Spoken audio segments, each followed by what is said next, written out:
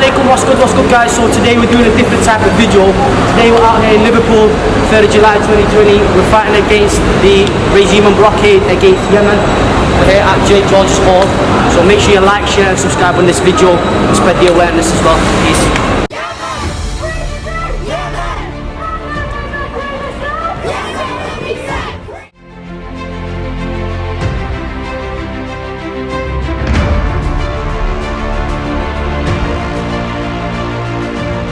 Obviously, as you can see, we're protesting down Liverpool Centre. We've got a couple of hundred at least. Obviously, we can see we're chanting free, free, free, free, free, free, free, free, free, free.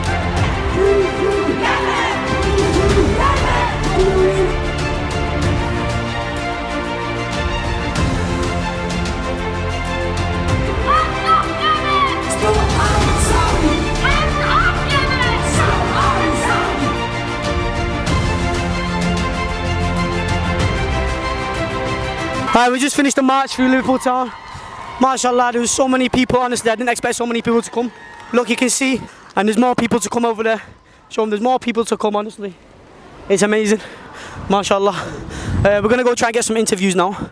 So yeah, let's go. Obviously, we've got a lovely lady here. What's your name? Afra. Afra, MashaAllah. So what's brought you out here today to protest against the starvation of Yemen? I've just only heard about in Facebook this morning. I'm from a Yemeni background as well, so Alright, so you're Yemeni yourself? Alright, okay. Yo, we've got some females in the house, obviously. What's your names? Jamila, Imani, McKenna. Alright, cool. So what has brought you here today to protest against the starvation and blockade of Yemen? I think that stuff like this needs awareness. You can't just let it go or pretend it's not there.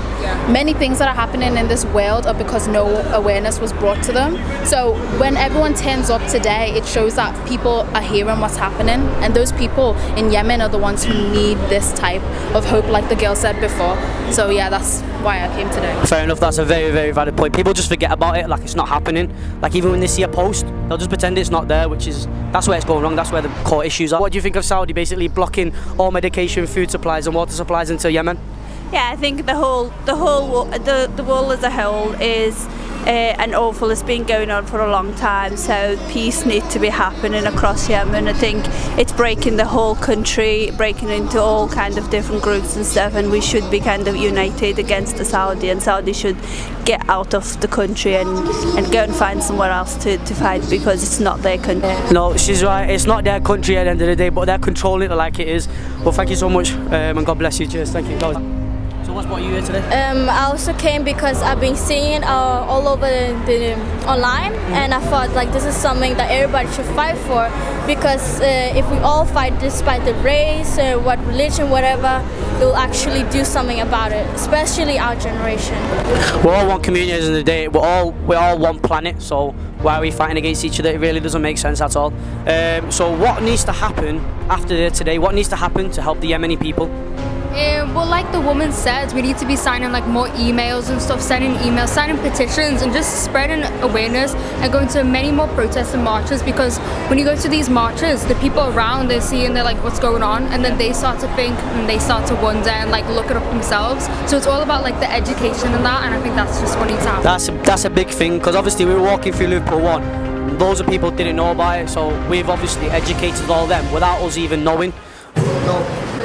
I don't know, I can't do that. No, my man Robert can't do that, because obviously he's got no hair and that in it, recede and waffler. Anyway, Robert, pleased to meet you. Why are you here today? Because I'm against the onslaught on Yemen that is being led by the Saudis with the complicit support of the US and of our own British government. The British government is supplying arms to Saudi, which are being used against the Yemeni people. They are backing the Saudis down to the hilt. They're in a alliance with the... People are chanting. They're in alliance with the Zionists, who are training mercenaries to join forces on the ground fighting for Saudi interests. Saudi has always tried to dominate Yemen politically, and this is just an extension of its aim since 2015. And we in Britain have a responsibility because our government has continued to supply arms to Saudi despite an alleged block on exports. They have also sent in officers to help Saudis target Yemeni installations on behalf of the interests of the Britain and the US. What is at stake is control of the Middle East and opposition, of course, to Iran. Saudi, the Zionists, Britain and the US want to maintain the isolation of Iran. And to do that, they create this fiction that somehow the Houthi forces, which are the genuine indigenous forces within Yemen fighting for the self-determination of Yemen, are in the pay of Iran. This is absolute nonsense. It has always been nonsense and is part of an ideological attack on the Houthi people and what they represent. I am a socialist, I am against imperialism, and I recognise that the Houthi forces have been fighting for self-determination for Yemen against an illegal occupation, attempted occupation. And right, so let me just, so you're saying you support the Houthis, is that what you're saying? I defend the Houthis. Big waffler, obviously. I defend the Houthis and their right to take up arms against the Saudi forces and the Saudi surrogates who have dominated Yemeni institutional politics for so many years. Right, Robert, can I ask you a question there quick, yeah? What do you think needs to happen now to stop what's happening now? Because do you think what's happening now is right? Yes or no? Say yes or no answer. Of course not. Right, okay, so what needs to happen? What needs to happen now? What needs to happen now is that here in Britain we fight to ensure that firstly we stand with the Palestinian people against the Zionists who Free Palestine. are part of this alliance, and we stand in opposition to a British government which has continued to supply arms to Saudi, and we demand the not only an end to the supply of arms but an end to the support that is being given economically to the Saudi state and the military support through targeting information provided by British RAF officers. Right, thank you, Robert. Obviously we've gathered that he supports the Houthis, so obviously I disagree with him, but each their own, right, Houthi? Okay, I'm going to read you a little poem. I hope it touches your hearts as much as it touched ours. The world have failed you, O beloved Yemen. Our prophet even told us to take refuge in Yemen. Why are we letting economy rule humanity again? The increase in trade is worth more than 100 men. Losing another child every 10 minutes. The Saudis don't care about boundaries or limits. The Yemeni race could be made extinct. Cholera, corona and war all linked. With 17 million suffering famine and hunger, every generation is dying even younger. The UN warned that 18.4 million are to die by December. The world is watching. Do they disregard or fail to remember? Next time you ride a car, bus or taxi for sport, just remember that oil passed Aden Port. Next time you ask or make some coffee beans, know they were exported by Yemen behind the scenes.